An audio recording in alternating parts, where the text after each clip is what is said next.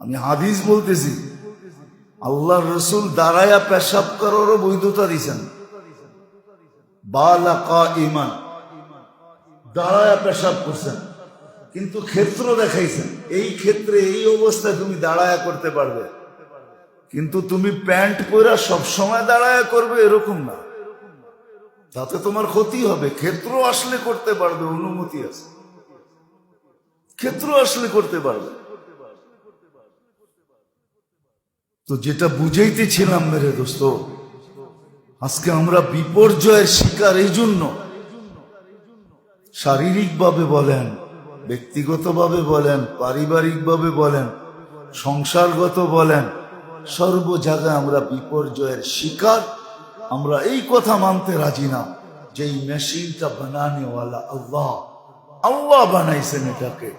এটাকে সুরক্ষিত করার পদ্ধতি আল্লাহ, এটাকে হেফাজত করার পদ্ধতি আল্লাহ, এটাকে পরিচর্যা করার পদ্ধতি আল্লাহ, এটাকে রক্ষণাবেক্ষণের পদ্ধতি আল্লাহ। ওই পদ্ধতি অনুযায়ী এটাকে রক্ষিত হবে, এটা পরিচর্যা হবে, এটার হেফাজত হবে, এটা সুরক্ষা হবে, এটা সুস্থ থাকবে, সবল থাকবে, সুন্দর থাকবে, সুখ পাবে, সবকিছু সে পাবে। ওয়াদা আছে। এটাই বুঝাইতে বুঝাইতে জীবন শেষ। আমরা বসতেও চাই না, করতেও চাই না। হ্যাঁ, যারা করে, যারা বোঝে, যারা করতেছে, বলে তারা কি মরবে না? অবশ্যই মরবে।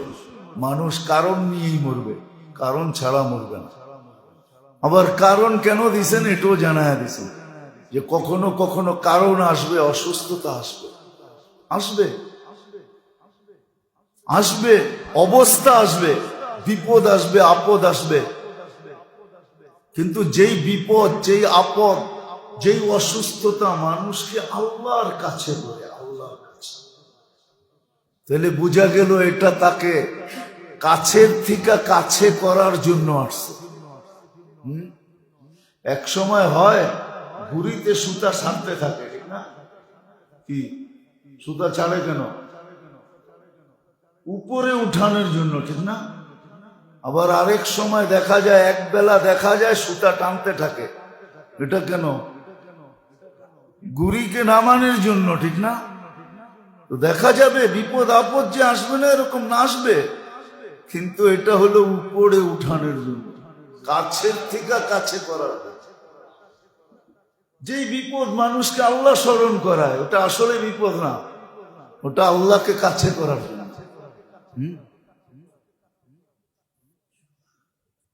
যেমন হাদিসে আছে, খোদাদ্রোহী নাফরমান যখন দোয়া করে, আল্লাহ জিবরিল আলাইহিস সালামকে ডাইকা বলে, ইকজি হাজাতাহু, তাড়াতাড়ি ওর প্রয়োজন মিটা। তো জিবরিল আলাইহিস সালাম বলে, আল্লাহ আপনার নাফরমান তো, আপনার দ্রোহী তো, আপনার দুশ্মন তো, এর প্রয়োজন মিটায় দিব? আল্লাহ বলে,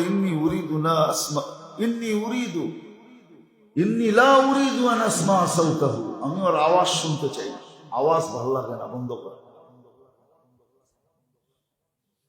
আবার কেউ আছে চাইতে থাকে যখন, আল্লাহ দেন না।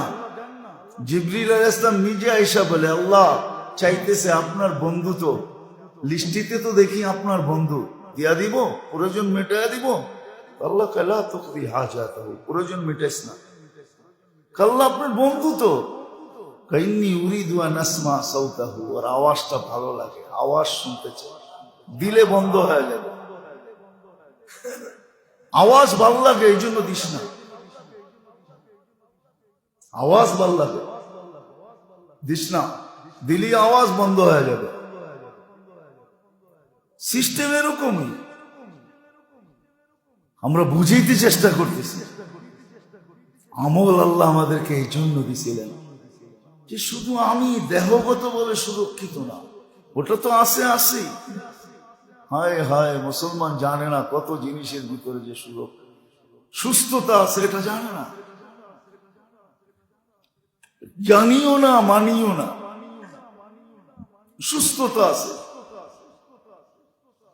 সুস্থতা আছে। তুসাফির তুসাহি, হাদিসে আছে, দিনের রাস্তায় ভ্রমণ করো, সুস্থ থাকবে। দিনের রাস্তায় ভ্রমণ করো, সুস্থ থাকবে। তুসাফির তুসাহি, সফর করো, সুস্থ থাকবে। এরকম বহু জিনিস আছে যার ভিতরে সুস্থতা রাখা আছে।